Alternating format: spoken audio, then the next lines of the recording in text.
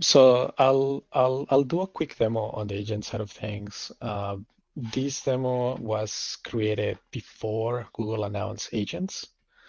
So it uses more of the the uh, the function SDK in the backend that actually agent uses.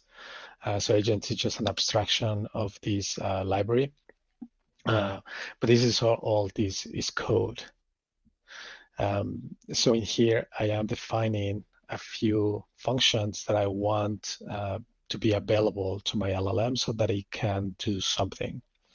I am mimicking a RAG at very low level without any managed services. I'm the one creating the embedding, retrieving all of this just to showcase how these agents work, as well as getting specific data from a relational database. In this case, it's a Postgres database. I'm connecting to it, and I'm retrieving billing data for a GCP project so I can analyze it and give insight.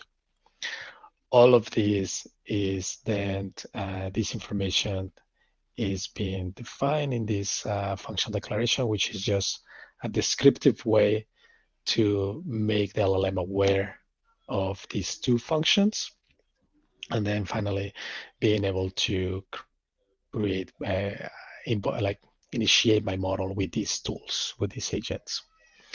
And then I'm making a call. Now, the reason why I want to show you this one is because this is being exposed to an API. This is an API. I'm exposing this to an API. It's a very simple Flask API that I'm creating. If I go here, down here in my code, this is just a very simple Flask API just to showcase this. And then I can make a call, and then this is what's gonna end up happening. It's gonna create the response. It's gonna get the data from the Postgres database. It's gonna get the data from my very custom vector database and RAG system that I have, and then it's gonna bring all this information out. Now, a couple of things here. I'm putting the web server, the multiple tools, and everything into one script. This doesn't have to be the case. It's a very simple demo, so all of that is in one script. When you go into production, that is not the case. In production, you will have the web application in a different script or in a different container, and all these different parts in different containers are there talking through APIs. But basically, it's an API call that I'm making. And so when you have an iOS, you have your API being exposed in Google, and then your device in iOS, it's going to make that call and then receive the information. So in this particular case, I'm just getting this information. All of it, like I'm requesting in particular these to be in Markdown, but it can be, like as Sascha was showing before, you can set the response back in JSON, and then it can be parsed in the iOS application at that level.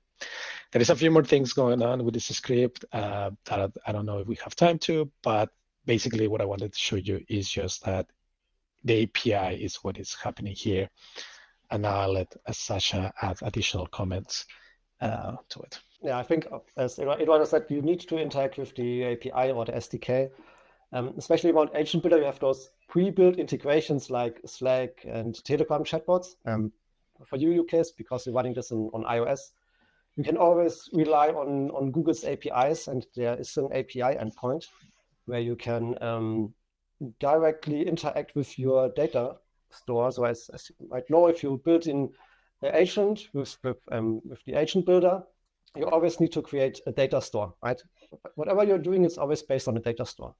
And for those data stores, there's an API endpoint, and it provides multiple functionalities. So if you go to the Vertex AI Agent Builder documentation, on the left side, you see we have data stores. It's called surfing configs. And here we have, because we have different Agent Builder apps, so we can have a search app, we can have a Agent Builder recommender, but we also have an app which just answers questions based on your documents.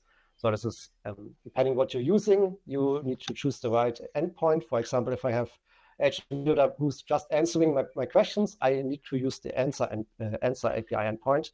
And here you see the URL call. And what you need to provide So this is mandatory. You need to write the query. That's all you need to actually get this via API back. Very easy integration.